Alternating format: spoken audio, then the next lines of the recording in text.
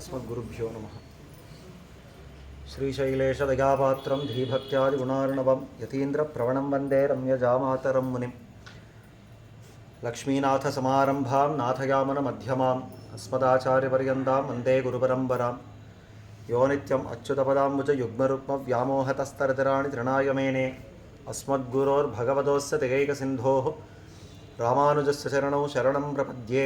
मातापिता युवतयस्तनया विभूतिः सर्वं यदेव नियमेन मदन्वयानाम् आद्यस्य नः कुलपतेर्वकुलाभिरामं श्रीमत्तदङ्घ्रियुगुलं प्रणमामि मूर्ध्ना भूतं सरश्च महदाह्वयभट्टनाथः श्रीभक्तिसारकुलशेखरयोगिवाहान् भक्ताङ्घ्रिरेणुपरकालयतीन्द्रमिश्रान् श्रीमत्पराङ्कुशमुनिं प्रणतोऽस्मि नित्यं। शुक्लाम्बरधरं विष्णुं शशिवर्णं चतुर्भुजं प्रसन्नवदनं ध्यायेत् सर्वविघ्नोपशान्तये। यस्य द्विरदवक्त्राद्याः पारिषद्याः परश्शतं विघ्नं निघ्नन्ति सततं विश्वक्सेनं तमाश्रये। व्यासं वसिष्ठनप्तारं शक्तेः पौत्रमकल्मषं पराशरात्मजं वन्दे शुकतातं तपोनिधिम्। ஸ்ரீயப்பதியான சர்வேஸ்வரன் அர்ச்சாவதாரமாக பல திவ்ய தேசங்களிலே கோயில் கொண்டுள்ளார். அந்த மாதிரி முக்கியமான திவ்ய தேசங்கள் அப்படின்னு பார்த்தால் கோவில், திருமலை, பெருமாள் கோவில் அப்படின்னு ஸ்ரீ வைஷ்ணவ சம்பிரதாயத்தில் கொண்டாடப்படுறது. அதில் மிகவும் முக்கியத்துவம் வாய்ந்தது பெருமாள் கோவில் அப்படின்னு பெயர் பெற்ற தேவராஜ பெருமாள், தேவாதிராஜனுடைய திவ்ய ஆஸ்தானம்.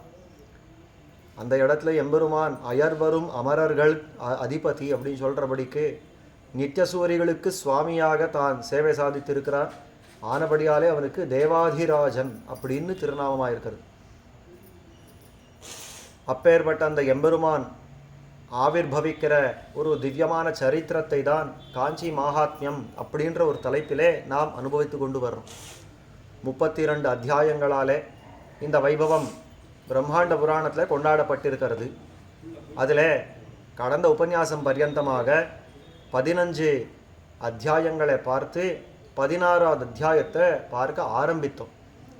இதுவரைக்கும் நடந்தது என்ன அப்படின்னா, இந்த காஞ்சியினுடைய மகாத்மியம், இந்த காஞ்சி க்ஷேத்திரத்துக்கு உண்டான வைபவம் என்ன, இந்த காஞ்சியை தாண்டின சத்யவிரத க்ஷேத்திரம் அப்படின்னு பெயர் கொண்டிருக்கிற ஒரு பிரதேசத்தினுடைய வைபவம் என்ன, அங்கே இருக்கிற தீர்த்தங்கள் எத்தனை, அங்கே இருக்கிற ஒரு புண்ணிய க்ஷேத்திரங்கள் என்னென்ன அப்படின்றதெல்லாம் பட்டியலிட்டு காட்டினார். இதெல்லாமே சூத பௌராணிகர் ரிஷிகளுக்கு, நைமிஷாரண்யத்தில் ரிஷிகளுக்கு சொல்கிற காலத்தில் இதே விஷயத்தை நாரதர் அம்பரீஷர் சொல்லியிருக்கார் அப்படின்னு அந்த விஷயத்தை எடுத்து அப்படியே சொல்லிட்டு இருக்கார். அப்படி சொல்கிற காலத்தில் இந்த தேவாதிராஜ பெருமாள் அவர் ஆவிர்பவிக்கிறதுக்கு முன்னாடி பல திவ்ய தேசத்து எம்பெருமான்களெல்லாம் ஆவிர்பவித்திருக்கிறார். அதாவது பிரம்மா பெருமாளுடைய ஆணைக்கு இணங்க அவன் அஸ்வமேத யாகத்தை பண்ணி, அதாவது சத்யவிரத க்ஷேத்திரத்தில் ஒரு அஸ்வமேத யாகத்தை பண்ணி தான் பெருமாளை சாட்சாத்கரிக்கணும் அப்படின்னு ஆரம்பித்த காலத்தில் அந்த யாகத்தை தடுக்கணும் அப்படின்னு பல விதமான முயற்சிகள் எல்லாம் எடுக்கிறார் இந்த அசுரர்கள். அந்த காலத்தில் எம்பெருமான் சார்ங்கபாணியாக, அதே மாதிரி ஆளுரி எம்பெருமானாக, நரசிம்மனாக, அது மேலே தீப பிரகாசன் என்ன, அஷ்டபுஜம் என்ன, யதோக்தகாரி என்ன, இந்த மாதிரி இந்த 5 நிலைகளில் தான் முதல்ல ஆவிர்பவிச்சு இதெல்லாவற்றுக்கும் மேலே தான் தேவாதிராஜ பெருமாள் தோன்றி இருக்கார் அப்படின்றது சரித்திரம். பிரசங்காத்து ஒரு விஷயம், சார்ங்கதர பெருமாள் அவதரிச்சார் அப்படின்னு பார்த்தோமே, அது முன்னாடி இந்த காஞ்சி க்ஷேத்திரத்திலேயே தேவாதிராஜ பெருமாள் இருக்கிற ராமரை தான் இந்த மாதிரி யோசனை பண்ண வேண்டியது அப்படின்னு விண்ணப்பிச்சிருந்தேன். அதுக்கப்புறம் சுவாமி ஒரு நாள் வந்து அங்கே இஞ்சிமேட்டில் இருக்கிற அந்த ராமர் சந்நிதியில் சொல்கிறா. ஆனபடியாலே அந்த இஞ்சிமேட்டில் இருக்கிற ராமர் சந்நிதி தான் இந்த பிராச்சீனமான ராமராக இருக்கலாம் அப்படின்னு சொன்னார். அது மேலே ஒரு அம்மா இன்றைக்கி வரலை, ஆனால் அன்றைக்கி அந்த அம்மா வந்து சொன்னது, இங்கேயே இந்த ஊர்லேயே ஒரு ஓரிக்கை பக்கத்தில் ஒரு பிராச்சீனமான சந்நிதி இருக்கிறது, அது பராமரிப்பு இல்லாமல் இருந்தாலும் அது ரொம்ப பிராச்சீனமான சந்நிதின்னு பார்த்தாலே தெரியும், அது இருக்கலாம். பெருமாள் பிராச்சீனம் அந்த அம்மா அதை சொல்லுது. கோவில் இப்போது அந்த மாதிரி ஏழை பண்ணியிருக்கலாம், ஆனால் பிராச்சீனமான திருமேனி அப்படின்னு அந்த அம்மா சொன்னது அன்றைக்கி. ஆனால் தெரிஞ்சவர்கள் பெரியவர்கள் சொன்னது இன்னொரு அர்ச்சகரும் சொன்னது, இந்த ஊர் மக்கள் அந்த பெரியவர்கள் எல்லாம் சொன்ன விஷயம், அதுக்கப்புறம் அந்த வீடியோ எல்லாம் பார்த்து அதுக்கப்புறம் சொன்ன விஷயமானது. இந்த பெருமாள் வேற யாரும் இல்லை, காஞ்சி அதாவது தேவ பெருமாள் சன்னிதியில் இருக்கிற ராமரே தான், வேற யாரும் இல்லை. ஏன்னா அந்த மூலவர் ராமரை சேவித்தால் அந்த பிராச்சீனமான திருமேனி அந்த அடையாளங்கள் எல்லாம் அவ்வளோ ஸ்பஷ்டமாக தெரியறது. இன்னொன்றும், இந்த கோவிலை தாண்டி இந்த திக்கில் தானே இருந்திருக்கணும். அப்போ இந்த திக்கில் வரக்கூடிய ரங்கசுவாமி குளம் இருக்கிறது, அது இன்னைக்கு ரங்கசுவாமி குளம்னு பெயர் கொண்டிருக்க வழியா, இது முன்னாடி இது ராமசுவாமி குளமாக இருந்திருக்கு. அங்கே ஒரு ராமர் கோவில் இருந்திருக்கு. அந்த கோவிலில் இருந்த ராமர் தான் இன்னைக்கு தேவபெருமாள் சன்னிதியில் ஏழை பண்ணியிருக்கா. அப்படி இல்லைன்னா அந்த அந்த இடத்துல அந்த கொலை ஏற்படுறதுக்கு வாய்ப்பே கிடையாது. ஏன்னா சுற்றி எந்த கோவிலும் இல்லை. சுற்றி எந்த கோவில் இல்லாத இடத்துல நடுவில் ஒரு தீர்த்தம் அப்படி வந்திருக்கு அப்படின்னா அது அந்த முன்னாடி முன்காலத்தில் ஒரு கோவில் இருந்திருக்கணும். அந்த பெருமாள் தான் இன்றைக்கி தேவ பெருமாள் சன்னிதியில் பிரதிஷ்டிதனாக ஆனார். அதாவது இப்போதைக்கு ஒரு 300-400 வருஷத்துக்கு முன்னாடி வச்சுக்கோங்க, இல்லை எத்தனையோ 100 வருஷத்துக்கு முன்னாடி அந்த காலத்தில் பெருமாள் அங்கே வந்து ஏழினார் அப்படின்னு பெரியவர்கள் சொன்னபடியாலே அதையும் இங்கே சேர்த்து சொல்லணும் அப்படின்றபடியால் பிரசங்காத்தடைய விண்ணப்பிக்கிறேன். அப்போ தேவபெருமாள் சந்நிதியில் இருக்கிற ராமர் தான் அந்த சார்ங்கபாணி, சார்ங்கதரன் அப்படின்னு பேர் கொண்ட அந்த எம்பெருமான். அது மேலே வேலுக்கை ஆளரி, அது மேலே தீபப்பிரகாசர், அது மேலே அஷ்டபுஜம், அதுக்கப்புறம் யதோக்தகாரி. இப்படியாக பெருமாளில் தோன்றதுக்கப்புறம் கடைசியாக தேவபெருமாள் தோன்றாரே. இந்த மாதிரி தேவபெருமாள் தோன்ற இடத்துல என்ன நடந்தது, கடைசியாக நம்ம பார்த்து நின்ன சரித்திரம் என்னன்னா, சரஸ்வதி தேவி தன்னுடைய கோபத்தெல்லாம் தணிந்து எம்பெருமானுடைய ஆணைக்கு இணங்க தான் பிரம்மாவோட சேர்ந்து யாகத்தை பண்ண ஆரம்பித்தாள். பிரம்மாவுடைய திருவடியில் விழுந்து அந்த க்ஷாமணங்களெல்லாம் கேட்டுண்டு அதுக்கப்புறம் பிரம்மாவும் அவளை ரொம்ப சந்தோஷமாக அந்த சரஸ்வதியை ஸ்வீகாரம் பண்ணி 2 பேரும் சந்தோஷமாக உட்கார்ந்து யாகத்தை ஆரம்பித்தா. இதெல்லாம் நடந்தது எப்போன்னா 5வது நாள். முதல் நாள் நன்னா நடந்துடுத்து யாகம். 2வது நாளில் விக்னம் ஏற்பட்டது. அப்போதான் சார்கதர பெருமாள் ஆளரி எம்பெருமான் இவா 2 பேர் தோன்றினா. 3வது நாள் விக்னம் ஏற்பட்டுடுத்து. அப்போதான் தீபப்பிரகாசரும் அஷ்டபுஜ பெருமாளும் ஏழினா. 4வது நாள் தான் யதோக்தகாரி பெருமாள் ஏழினார். அது மேல் 5வது நாள்னா இந்த யாகம் தொடர்ந்து நிர்விக்னமாக நடந்தது, நிறைவேறியது அப்படின்னு ரொம்ப ஆச்சரியமாக காட்டக்கூடிய விஷயம். அதில் 12வது நாள் வரைக்கும் நன்னா போயிருக்கு இந்த யாகம். 12வது நாள் சூரியன் உதிச்சது அன்ற அது பரியந்தமாக பார்த்தோம். துவாதசேஹனி சம்பிராப்தே பிரயாத்தா பிராத்தருத்திதாக பிரதானே வைஷ்ணவே யூபே பபந்து ஸ்துரகோத்தமம். இந்த 12வது நாள் ஏன் குறிப்பிட்டு சொல்கிறாருன்னா, இது எந்த விக்னமும் ஏற்படுறதுக்கு இல்லை. இந்த 12வது நாளில் சாட்சாத்தா எம்பெருமானே தோன்றினார் அப்படின்னு காட்டுறதுக்காக ரொம்ப ஆச்சரியமாக காட்டுறான். அன்னைக்கு விடிய காலத்தால் எல்லாரும் எழுந்து அந்த வைஷ்ணவ யூபத்தில், அதாவது பிரதான யூபம் நடுவில் இருக்கிற யூபம் இருக்கிறதே, அந்த யூபத்தில் இந்த அஸ்வத்தை போய் கட்டினா, அந்த குதிரை போய் கட்டினா. பவித்ர பாஷைர் ஆசக்தம் அஸ்வரத்னம் விதாரியதம் வபாம் சங்கிருஹ்ய சாஸ்வஸ்ய ஹோமார்த்தம் பரமாத்மனஹா அப்படின்னு பவித்திர பாசங்களால் அந்த அந்த குதிரையில் கட்டி அது மேலே அந்த குதிரையுடைய வப்பையை அறுத்து அந்த வப்பையை கொண்டு யாகத்தை ஹோமத்துக்காக எடுத்தும் போனார். கிருத்வா சுபூராம் சுகிருதாம்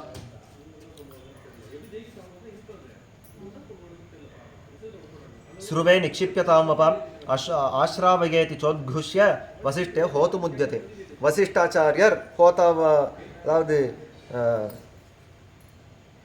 வசிஷ்டாச்சாரியர் இந்த உத்கோஷம் நீ ஆஸ்ராவயா அப்படின்னு அந்த உத்கோஷம் பண்ணவே கிருத்வா சுபோராம் சகிருதாம் சுருவை நிக்ஷிப்யதாம் வபாம் அப்படின்னு இந்த சுருவங்கள் பிடிச்சி அந்த சுருவத்தில் அந்த வப்பையை வச்சு ஹோமம் பண்ண ஆரம்பித்தார்.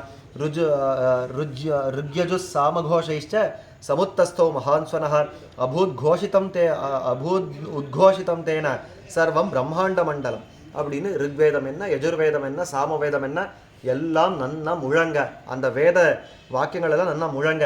அந்த அதாவது மொத்தம் பிரம்மாண்ட மண்டலமே அந்த வேத ஒலியால் பூரிக்கப்பட்டது அப்படின்னு காட்டுறார். அத்தனை அற்புதமான அந்த வேத மந்திரங்களுக்கு நடுவில் ததாத்வர்யு பிரசன்னாத்மா சம்ஸ்மரன் மனசாச்சுதம் ஜுஹாவச்சாக்னோ விதிவத் பாவனீம் வைஷ்ணவீம் வபாம் அப்படின்னு அந்த மாதிரி அவரெல்லாம் அந்த வேத கோஷங்களை நான் பண்ணிட்டே இருக்கச்சே அத்வர்யு அப்படின்னு இருக்கிற அத்வர்யுன்னா அந்த ஒரு ஸ்தானம், அந்த ரிஷி, அந்த அத்வரிய ஸ்தானத்தில் இந்த ரிஷி இந்த பெருமாளை தியானம் பண்ணினவராய் அந்த ஹோமத்தை தான் பண்ணினார். அதாவது அந்த வப்பையை எடுத்து வைஷ்ணவி வபா அப்படின்னு சொல்லி அந்த பெருமாளுக்குன்னு அதை சமர்ப்பித்தார். யஜமானஸ்ததா பிரம்மா தியாயன் விஷ்ணு மகானலே தஸ்மை நிவேதயாமாசதாம் வபாம் பரமாத்மனே. எஜமானாக இருக்கக்கூடிய அந்த பிரம்மா இருக்காரோ இல்லையோ, நான்முக கடவுள், அவர் உட்கார்ந்து அதெல்லாம் பார்த்துட்டு இருந்தவர். இந்த வப்பை பெருமாளுக்கு போய் சேர வேண்டியது, இந்த வப்பை பெருமாள் போய் சேர வேண்டியதுன்றதை நல்லா தியானம் பண்ணி அந்த பெருமாளுக்கு தான் அர்ப்பித்தார். தஸ்மை நிவேதயாமாச தாம் வபாம் பரமாத்மனே வாசுதேவோ ஜெகத்யோனிஹி விஷ்ணுர் நாராயணோ ஹரிஹி அனயா வபயா சத்ய பிரியதாம் பகவானிதி. அந்த வாசுதேவனான எம்பெருமான் விஷ்ணுன்னு பேர் கொண்டிருக்கிறவன், எல்லாத்துக்குள்ளேயும் அந்தர்யாமியா இருக்கிற அந்த எம்பெருமான் இந்த வபையை கொண்டு உடனேயே பிரீத்தியை அடையட்டும் அப்படின்னு பிரார்த்திச்சார். தஸ்மின் காலே வவௌ வாயு புண்ணியகந்த வஹசுச்சிஹி.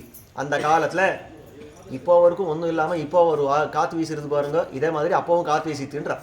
இந்த மாதிரி இந்த மந்தமாக ஒரு காற்று வீசித்து தஸ்மின் காலே வவௌ வாயு புண்ணியகந்த வஹசுச்சிஹி, நல்ல சுகந்தமான ஒரு காற்று வீசித்து அந்த மாதிரி வீசறச்சே சராம்சி விமலாம்பாம்சி சத்யஷ்ட விமலோதகாக, எல்லா நதிகளும் நிர்மலமாக இருக்கிறது, எங்கேயும் அழுக்குன்றது கிடையவே கிடையாது, எல்லாம் சுத்த ஜலத்தோட ஓடுறது, எல்லா தடாகங்கள் எல்லாம் சுத்த ஜலத்தோட பூரிச்சு நிற்கிறது. அந்த மாதிரி எல்லாமே விமலோதகாக அப்படின்னு எல்லாமே சுத்தமான தீர்த்தத்தோட கூடியிருக்கிற காலத்தில் ஆசன் மனாம்சி ஹிருஷ்டானி ததா சர்வதிபோகசா, எல்லா தேவதைகளுக்கும் மனசெல்லாம் நல்லா சந்தோஷமாக இருக்கிறது, நிரம்பி இருக்கிறது. ரிஷிகளுக்கெல்லாம் இந்த மனசு நிரம்பி இருக்கிறது, எல்லாரும் குளிர்ந்த மனசோட சந்தோஷத்தோடு இருக்கிற காலம். ததோ விதான வேத்யந்தா வன்னிம் அத்தியாத்து சுபாஸ்வரம் சமுத்திதம் அபூத்ராஜன்னு விமானம் அதுலப்பிரபம். இந்த மாதிரி எல்லாரும் சந்தோஷமாக நின்று அங்கே அந்த அக்னியை சேவிக்கிற காலத்தில் ததோ விதான வேத்யந்தா வன்னிமத்தியாத்து சுபாஸ்வரம் அப்படின்னு அந்த வேதிக்கு நடுவில் அந்த அக்னிக்கு மத்தியத்தின்னா ஒரு சுபாஸ்வரமான, அதாவது தேஜோமயமான, அப்படியே ஒளியே வடிவெடுத்ததான ஒரு விமானம் ஆவிர்பவிச்சது. விமானம்னா இப்போ பெருமாள் அங்கே இருக்காருன்னா, இங்கே பெருமாள் மேலே இருக்கார கோபுரம் இருக்காரு, அதுக்கு தான் விமான கோபுரம்னு பேர். விமானம்னா ஏரோப்ளேன்னு சொல்லிவிடக்கூடாது, விமானம்னா இந்த கோபுரம் இருக்கிறது, அதுக்கு தான் விமானம் அப்படின்னு பேர். அந்த விமானத்தோட பெருமாள் ஆவிர்பவிச்சிருக்கார். இன்றைக்கும் அந்த புண்ணியக்கோட்டை விமானத்தோடையே பெருமாளை சேவிச்சுள்ள, அங்கே போனால் அந்த பிரதட்சணத்தில் போனால் அந்த விமானத்தை சேவிச்சா அந்த சேவை ஆகும். அப்போ அந்த விமானத்தோட பெருமாள் ஆவிர்பவிச்சா முதல்ல அந்த விமானம் தோன்றது அவ்வளோ பாஸ்வரமாக தோன்றது. வன்னிமத்யா சுபாஸ்வரம் சமுத்திதம் அபூத்ராஜன்னு விமானம் அதுலப்பிரபம் அயுதாதித்ய சங்காசைஹி ரத்னசிங்கைர் அலங்கிருத்தம். ஒரு 10,000 சூரியர்களை ஒரு சேர எரிச்சா எப்படி இருக்குமோ அத்தனை ஒளியோட அது ஜுவலித்தது, அத்தனை ரத்னங்களோட ஜுவலித்தது. ரத்னசிங்கைர் அலங்கிருத்தம் அப்படின்னு மேல் பாகங்கள் எல்லாம் ரத்னங்களாலே அலங்கரிக்கப்பட்டதான அந்த விமானம். ஏன பிரத்யோதிதம் அபூத் ஜெகத்தி சச்சராச்சரம். எல்லாரும் பார்த்தாலாம், இதுதான் சூரியன் வெளிச்சமிட்டு நாம் இந்த பகலாறுது நாம் பார்த்துருக்குறோம், இந்த சூரியனை இருண்டு போயிட்டானே, இந்த விமானத்தினுடைய ஒளியாலே இந்த ஜெகத்தெல்லாம் வெளிச்சமாக இருக்கிறதே அப்படின்னு அவளெல்லாம் ரொம்ப ஆச்சரியமாக பார்த்தா. புரியறதுக்காக ஒரு விஷயம் சொல்கிறேன். இந்த டியூப்லைட் இப்போ எரிஞ்சுட்டு இருக்கு, இதில் இப்போ நமக்கு வெளிச்சம் தெரியறதா இல்லையா? நல்லா தெரியறது. இதுவே ஏதான ஒரு இந்த டியூப்லைட் இருக்கிறச்சேவே ஏதான ஒரு ஃபங்க்ஷன் இருக்குது அப்படின்னு இத்தனை பெரிய ஒரு ஃப்ளட் லைட் கொண்டு இந்த பக்கத்தில் வச்சு அதை ஆன் பண்ணால் வச்சுக்கோங்க, இந்த டியூப்லைட் வெளிச்சம் நமக்கு தெரியுமோ? டியூப்லைட் இருக்கிறதுன்றதும் மறந்து போய்டும் நமக்கு, அந்த அளவுக்கு இதனுடைய வெளிச்சம் இருக்குமோ இல்லையோ? அந்த மாதிரி இந்த சூரியன்றது காணாமல் போயிட்டா எல்லாருக்கும். ஏன் அப்படின்னாக்கா இந்த விமானத்துடைய ஒளி அந்த மாதிரி இருந்தது. 10,000 சூரியர்களை ஒட்டு சேர்த்து எரித்தா போல இருந்தது இந்த விமானமானது. ஆனபடியாலே அயுதாதித்ய சங்காசைஹி ரத்னசிங்கைர் அலங்கிருத்தம் ஏன பிரத்யோதிதமபூத் ஜெகத்தி சச்சராச்சரம் அபிப்ரஞ்சைவ ரூபாணி ருச்சிராணி திவௌகசா அப்படின்னு இந்த தேவதைகளுடைய இந்த ரூபங்கள் எல்லாம் ரொம்ப ஆச்சரியமாக இருந்தது. அந்த அந்த ஒளினாலே தெரிஞ்சது. தத உத்தஸ்துர் அவ்யக்ரா சர்வே பிராஞ்சலயஸ்வராக ருத்விஜஸ்ட ஸ்வகர்மாணி சமுத்ஸ்ருஜ சம்பிரமாக. அந்த விமானத்தை பார்த்த உடனே என்ன நடந்ததுன்னா, அங்கே இருக்கிறவாளெல்லாம் எழுந்து நின்னுட்டா, கையை கூப்பிண்டா, எல்லாரும் சேவிக்க ஆரம்பிச்சுட்டா. ஏன்னா பெருமாளத்தில் அங்கே சேவை சாதிக்கிறாரோ இல்லையோ, எல்லாரும் எழுந்தா. ருத்விஜஸ்ட ஸ்வகர்மாணி சமுத்ஸ்ருஜ்ய சம்பிரமாக. ஒரே சம்பிரமம், கோலாகலம், என்ன நடக்கிறதுன்னு தெரியாது. எல்லாரும் அந்த துடுக்கிட்டு எழுந்து நின்னுட்டா. பண்ணிட்டு இருக்கிற அதாவது பூர்ணாகுதி கொடுத்த மாத்திரத்துக்கெல்லாம் ஹோமம் நின்று போயிடாது. அதுக்கு அப்புறமும் காரியங்கள் எல்லாம் உண்டு, சம்ஹார கிரியை இப்படின்னெல்லாம் உண்டு, சம்ஹார அந்த பிரக்கிரியெல்லாம் உண்டு. அவன் அந்த ஹோமத்தெல்லாம் பூர்த்தியாக முடிக்கணுமோ இல்லையோ, அது முடிக்கிறதுக்கு உட்காந்துருக்கா. ஆனால் இந்த விமானம் தோணின உடனே செடுக்குன்னு எல்லாரும் எழுந்துட்டா. அதை பண்ணிட்டு இருக்கிற காலத்தை அப்படியே விட்டா, எழுந்தா, கையை கூப்பினா, சேவிச்சா. இதுதான் நடந்தது. ரித்விஜஸ்ச கர்மாணி சமுத்ஸ்ருஜஸ்ஸ சம்பிரமாக தத்ர மத்தியே விமானஸ்ய ஹஸ்திசைலஸ்ய மூர்தனி பிராதுர்பபூவ தேவேஷா பஷ்யதாம் த்ரிதிவௌகசா அப்படின்னு அந்த விமானத்துக்கு நடுவில் எம்பெருமான் வரதராஜன் தேவாதிராஜன் உபய நாச்சிமார்களோட அங்கே சேவை சாதித்தான். அத்தனை பேருக்கும் தான் சேவை சாதித்தான். தத்திர மத்திய விமானஸ்ய ஹஸ்திசைலஸ்ய மூர்தனி, அந்த ஹஸ்தி மலைக்கு மேலே அந்த விமானம் தோன்றித்து. அந்த ஹஸ்தி மலைக்கு மேலே அந்த விமானத்தோட பெருமாள் தேவாதிராஜன் உபய நாச்சிமார்களோட தான் சேவை சாதித்தான். யார் இந்த தேவாதிராஜன்னா, இன்னைக்கு உற்சவமூர்த்தியை சேவிக்கிறோம் இல்லையோ, வரதராஜ பெருமாள் உற்சவமூர்த்தியை சேவிக்கிறோம் இல்லையோ, அந்த உற்சவமூர்த்தி தான் இந்த அந்த ஏழு அந்த விமானத்தோட தான் ஏழின பெருமாள் அப்படின்னு காட்டுறா. பராதுர்பபு தேவேஷா பஷ்யதான் த்ரிதிபௌகசா வரதः சர்வபூதானாம் பிரம்மணோ ஹிதகாமியா பூர்வாத்ரி சிகரே சாயம் இந்து பூர்ண சாயம் இந்து பூர்ணகலோ யதா அப்படின்னு வரதः அவன் ஆவிர்பவிக்கிறச்சேவே அவனுக்கு பேர் வரதன். வரதராஜன் இங்கே ஆவிர்பவித்தான் அப்படின்னு காட்டுறது. வந்ததுக்கு அப்புறம் அவனுக்கு பேர் கிடையாது, வரதராஜனானவன் இங்கே ஆவிர்பவித்தான்.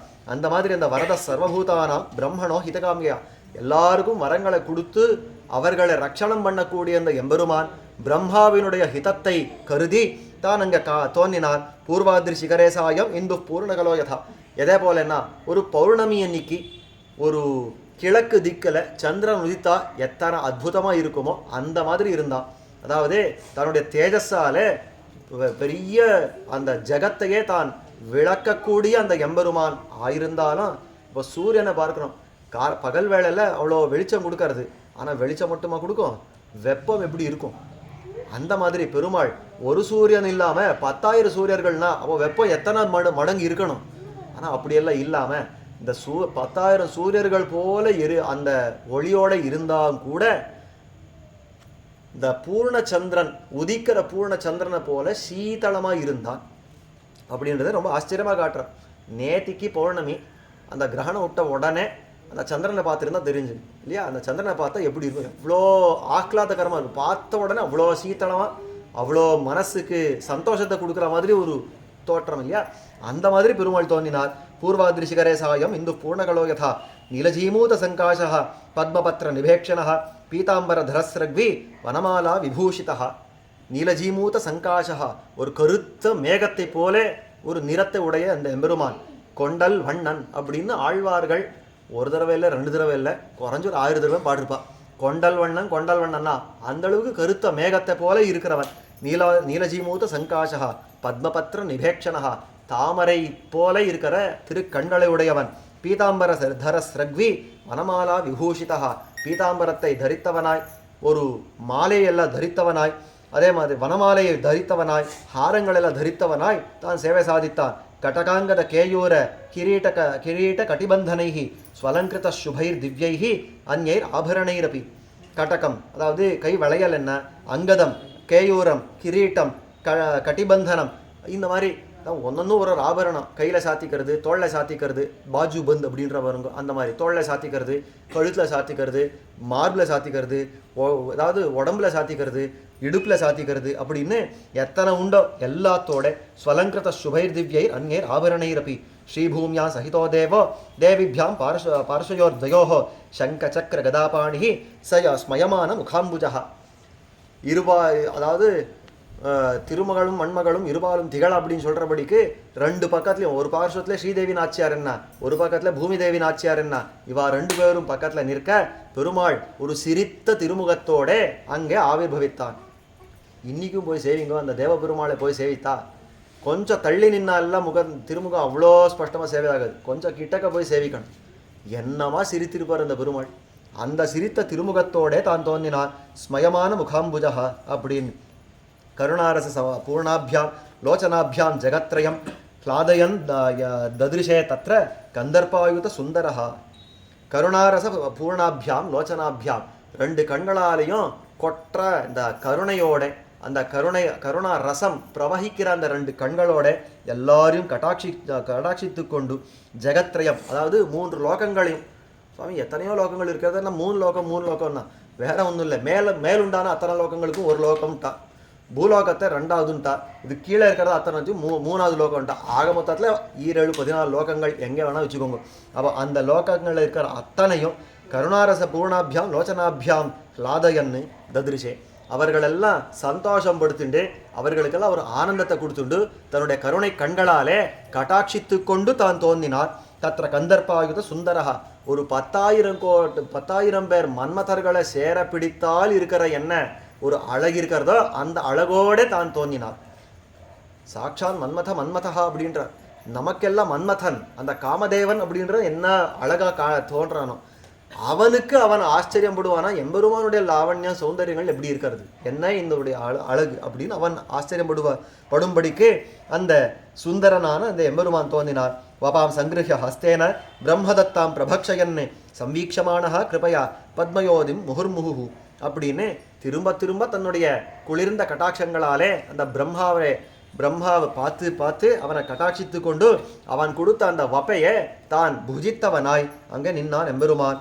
ஸ்தூயமானோ நிஷம்பக்தியா யோகிபிஸ் சனகாதிபிஹி சனந்தன முகை சனந்த நந்த பிரமுகைஹி பார்ஷதை பரிவாரிதா அப்படின்னு அங்கே சுற்றி இருக்கிற பக்தியால் அந்த யோகிகளெல்லாம் யார் இருக்காளோ, சனகர் சனந்தனர் அப்படின்னு இத்தனை யோகிகளெல்லாம் இருக்காளோ இல்லையோ, அவள் எல்லாம் பக்தியால் அவனை ஸ்தோத்திரம் பண்ண, அதுக்கு மேலே நந்த பிரமுகைஹி அப்படின்னு இன்னும் எத்தனை அவனுடைய பார்ஷதர்கள் விஷ்ணு பார்ஷதர்கள் எத்தனை பேர் இருக்காளோ அவர்கள் எல்லாம் பக்கத்தில் நின்று அவனை ஸ்தோத்திரம் பண்ண அவன் அங்கே நின்னான் எம்பெருமான். ததா சுமனசாம் விருஷ்டிர் பபூவாத்புத சன்னிபா திவ்யதுந்துபயோ நேதுஹு வவுர் கந்தவஹா சுபாக அப்படின்னு இந்த எம்பெருமாங்க தோன்றின உடனே புஷ்பவிருஷ்டி தன்னடைய பொழிந்தது, அதாவது பூமழை அப்படி பொழிந்தது.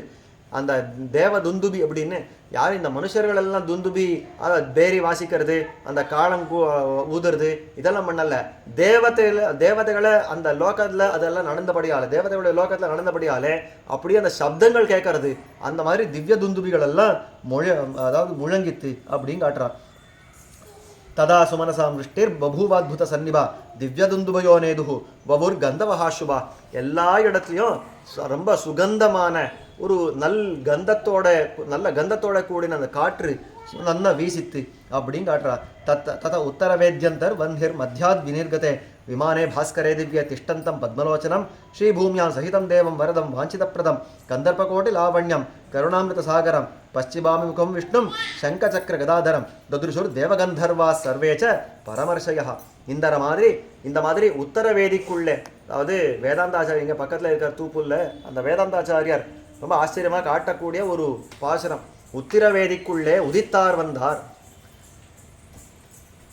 அதாவது அத்திகிரி அருளாள பெருமாள் வந்தார், ஆனைபரி தேரின் மேல் அழகர் வந்தார், உத்திரவேதிக்குள்ளே உதித்தார் வந்தார் அப்படின்னு ரொம்ப ஆச்சரியமாக காட்டுற அந்த உத்தரவேதிக்குள்ளே தான் ஆவிர்பவிச்ச அந்த எம்பெருமான் இருக்காரு. அதாவது திருச்சின்னமாலை அப்படின்ற ரொம்ப ஆச்சரியமான ஒரு கிரந்தம்.